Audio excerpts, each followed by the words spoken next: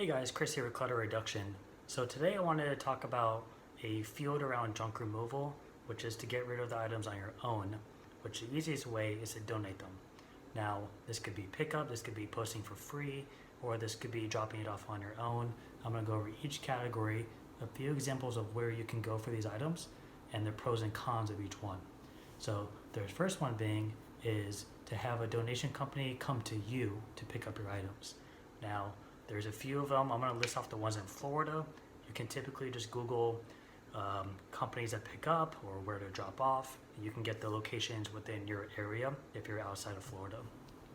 But as far as Florida goes, and the bulk of the state at least, there are some areas where this isn't as available, but you can kind of pick and choose. There's a good chunk you can always do. So the first one being is the Vietnam Veterans of America. They are pretty lenient about the things they pick up. There is the Faith Farm, if you happen to have one around you. Goodwill, sometimes, now this varies on location, but sometimes they'll come by and pick up stuff as well. Florida Breast Cancer Foundation.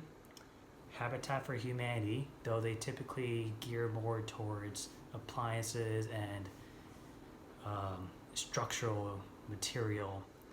There's also Treasures for Hope, which is a charity that donates a lot of clothing and toys and furniture and so forth to families in need and children. And to kind of sum that up, the pros and cons of doing this is the pros is very minimal work on your end, it's free, and you know that it's going directly to a good source. Now the cons of it, and this is where junk removal comes in a lot of times, is although it is a charity, they're still pretty picky about the things they pick up. If you could imagine how many times people are calling to get this stuff out in their big pieces, they only have so much warehouse space. So they are going to be a little picky about your items. You may have a couch that's in great condition, overall it's clean, maybe it has one or two rips on it, which may not be a problem in your eyes, but they're going to see that rip as,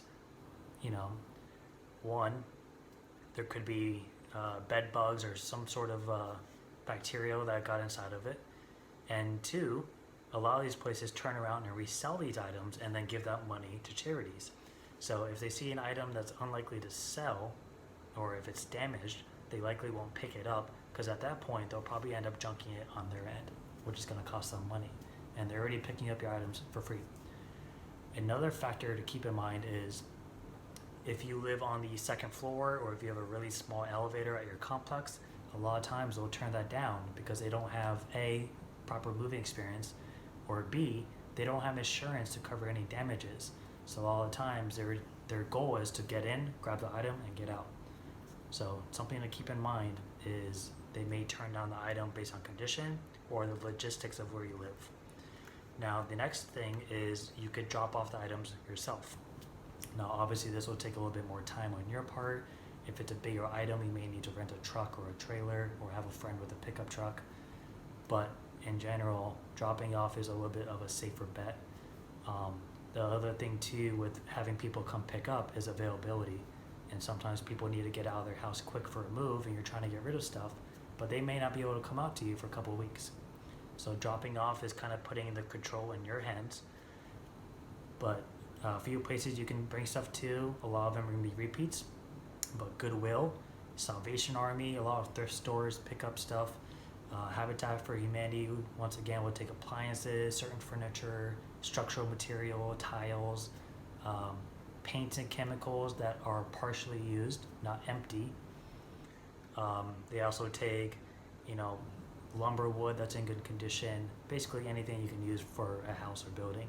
That is one of their niches, is restoring homes.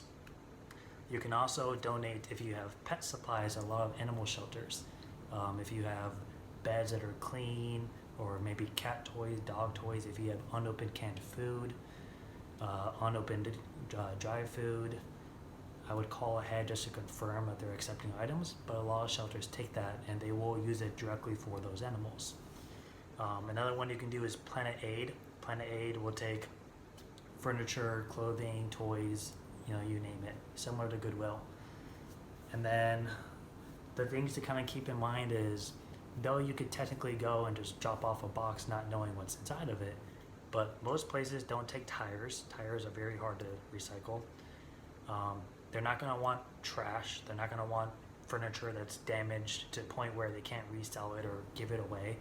A lot of people will just bring, beat up furniture to Goodwill and they kind of take it on the spot, but you're kind of giving them a hard time because they can't resell it and they can't do anything with it. So they end up just dumping it. So if you want to be a good Samaritan, try to keep the donatable items to actually be donatable.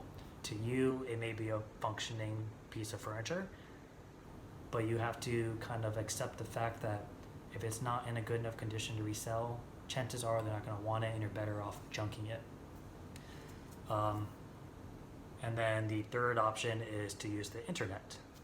Now, some of these can be a little sketchy, they can be a little iffy, you want to be careful, but I would start off with maybe using your own social media platforms to reach out to friends and family and people you follow and trust. Say, hey, I have this bed set if anyone needs it. The next thing you could do is Facebook Marketplace and groups.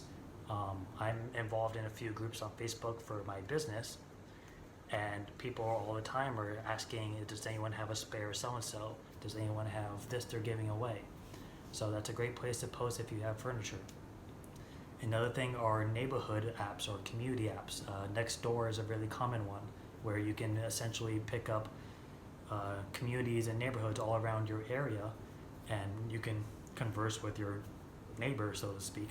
That's a great place to post items. It's a little bit more intimate app versus something like Facebook that's seen by counties. And then the last thing would be Craigslist. Now, Craigslist has a bad reputation. I would say after 2012, it's gotten a lot better and safer. Obviously, use it to your own discretion as far as if you have somebody coming to your home. If you do, I would recommend having a friend come over with you, just in case, just to make you feel a little bit more comfortable.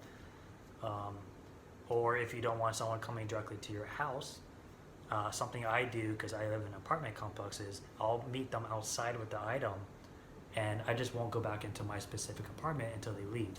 And for me, that's just kind of minimizing the chances of them knowing exactly where I live. And that's just a security factor that I take on my own. But you can do something similar. You can meet them somewhere with the piece.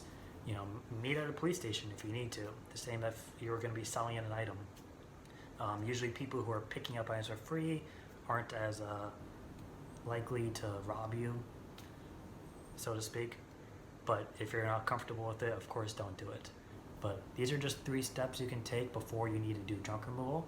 Of course, they don't cost you anything, or if they do, it's minimal on time and gas. But just a safe bet. Junk removal can definitely be expensive, especially depending on your area. So these are just a few tips to kind of help you out if you're stuck in that position. If you're not in a rush for availability to get rid of items and you have some time on your hands, I would absolutely look into these. Thank you.